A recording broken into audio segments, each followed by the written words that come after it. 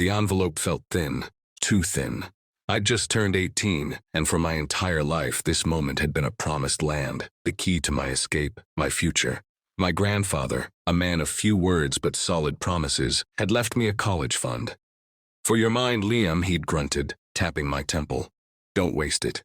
My hands trembled as I tore it open. Inside was a single sheet of paper, a bank statement. The account balance read $0. My heart didn't sink. It plummeted. I stared at the numbers, the zeros blurring into a void. This had to be a mistake, a cruel joke. I stormed into the kitchen, the paper clutched in my fist like a dead bird. My parents were at the table sipping coffee. My older brother Jake was leaning against the counter, smirking. He was already accepted into a state school, his future a bright, paved road. "What is this?" My voice was a strained wire. I slapped the statement on the table. "Where's the money? Grandpa's money?" My mother's eyes darted away. My father cleared his throat, his expression a mix of discomfort and defiance. "Liam, sit down. Tell me where it is." Jake needed it, my father said, his voice firm, final. "His tuition was higher. His program, it's more promising. Pre-law. You're still undecided." It seemed practical. The word echoed in the silent kitchen. Jake's smirk widened. He didn't need to say it. His face said it all. "I'm the worthy one. You're the afterthought." "Undecided?" I choked out. "I'm going for engineering. You know that." Grandpa knew that. That money was for me. Grandpa would have understood, my mother said softly, not meeting my eyes. He believed in supporting the family. "Jake's success is the family's success. You'll find a way. You're resourceful." Resourceful, another word for on your own. The betrayal wasn't a sharp cut. It was a slow, cold seep, freezing me from the inside out. They had looked at their two sons and made a calculation. Jake was the investment. I was the write-off. I didn't scream. I didn't cry. I looked at each of them. My father's stubborn jaw, my mother's guilty eyes, my brother's triumphant grin, and I made a silent promise to myself. I folded the bank statement, tucked it into my pocket, and walked out. The grind was my fuel. Every aching muscle, every lonely night, every skipped meal was a reminder of that bank statement. Of the zeros, of their choice. Meanwhile, Jake flourished. My parents framed his degree. They bragged about his internship at a prestigious law firm. They bought him a new car. "Our son, the lawyer," they'd say to anyone who would listen. I was the ghost at the family dinners I never attended, the son who chose a different path. But while Jake was memorizing case law, I was teaching myself to code.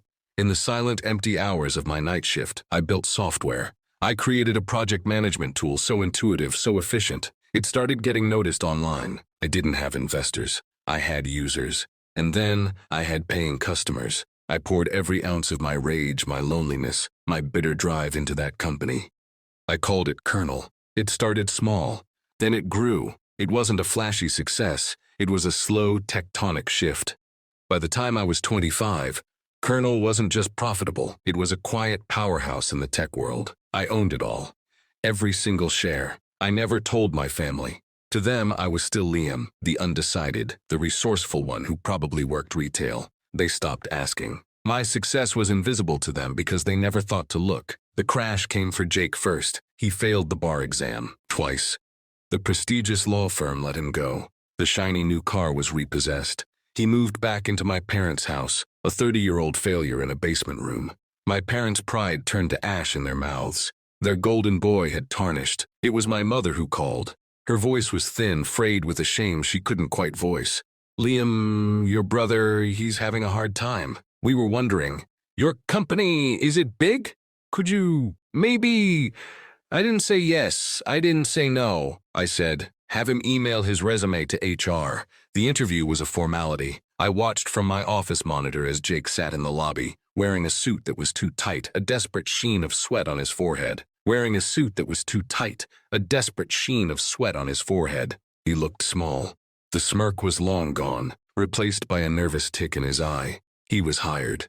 An entry-level data entry clerk. A cog in the vast humming machine I had built. His first day, I asked to see him. He walked into my corner office with its floor-to-ceiling windows, his head down, not yet recognizing the man behind the large oak desk. "Mr. Evans wanted to see me," he mumbled to my assistant. "I did," I said. He looked up. The color drained from his face so completely I thought he might faint. He saw the custom suit, the panoramic view of the city, the nameplate on my desk. Liam Evans, CEO. L. Liam, he stammered. What? What is this? This is Colonel, I said, my voice calm, neutral. You'll be reporting to Ms. Stable on the 4th floor. She's strict, but fair. Don't be late. I picked up a pen, a heavy, polished thing of titanium. That will be all. He just stood there, paralyzed, his worldview shattering into a million unrecognizable pieces. The brother they thought was nothing was everything. The brother they invested in was begging for a paycheck from the brother they forgot. He opened his mouth to speak, but no sound came out. What could he say? Sorry? Congratulations? The chasm between us was too wide for words to cross. He turned and walked out, his shoulders slumped, the ghost of his old swagger utterly extinct. My parents called later, effusive with gratitude.